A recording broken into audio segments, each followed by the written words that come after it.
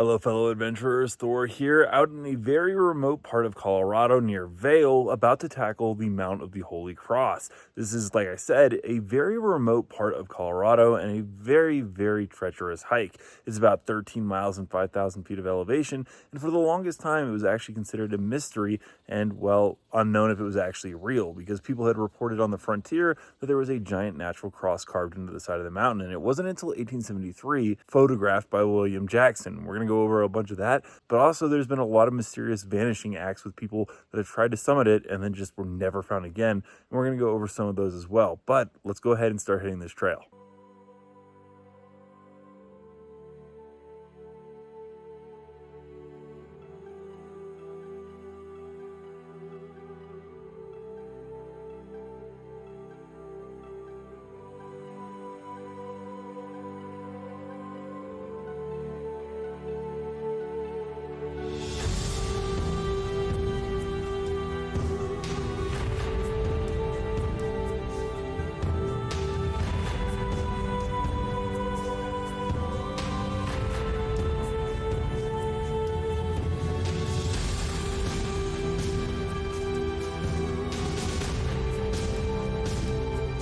So after a few miles on the trail, you're going to reach your first stop or looking point, which is called Mountain Watch. And can you guess why? And it's actually pretty nice. Right now, we are in September in Colorado, which means our trees are starting to change color and the aspens are looking pretty.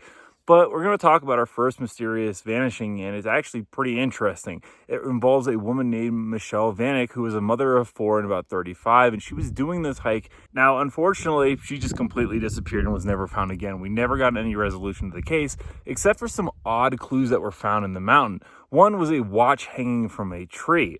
My first thought when I hear something like that is probably a predator. It's actually known that mountain lions will climb trees to eat the rest of their food, and they've been known to leave things laying around. I mean, it's not confirmed, but that's something that popped in my head. However, in more recent years, there have been forensic evidence found, particularly in one area that was thought to be impassable due to the snow, and they found a bunch of her items. The leading theory seems to be hypothermia, but the problem is there was no body ever found. Did predators find it and go off and eat it? And why was there a watch hanging in a tree? There was also a Redditor who counted that there was a man walking through a creek trail over here with a shotgun with bloody boots. However, that just sounds like a hunter to me, but there was some speculation that maybe there may have been a case of foul play. It's not actually the first time it's happened on a 14er, but that is the first mysterious vanishing on this mountain, and only one of the many mysteries we're going to cover in the rest of the video. But let's keep it in this trail.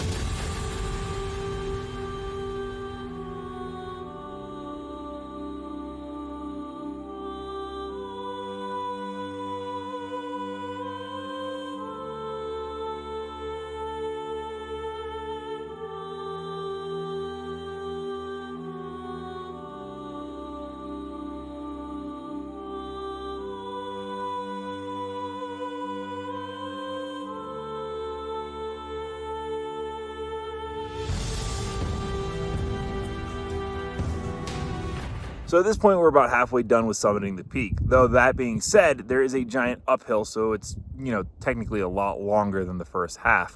And that leads us to our second mysterious disappearance, the story of James Nelson, a hiker who in October of 2010 mysteriously vanished. The campsite was near an old mine actually in the Vail area, and it's actually led to the area being dubbed by locals as the Bermuda Triangle of 14ers, or of hiking. In a lot of cases, these bodies go missing, and because it's such a wilderness and random region, there's really, as you can see, not a lot around here. Once you go missing, unless, an animal finds you, it's not likely anyone's going to find your body.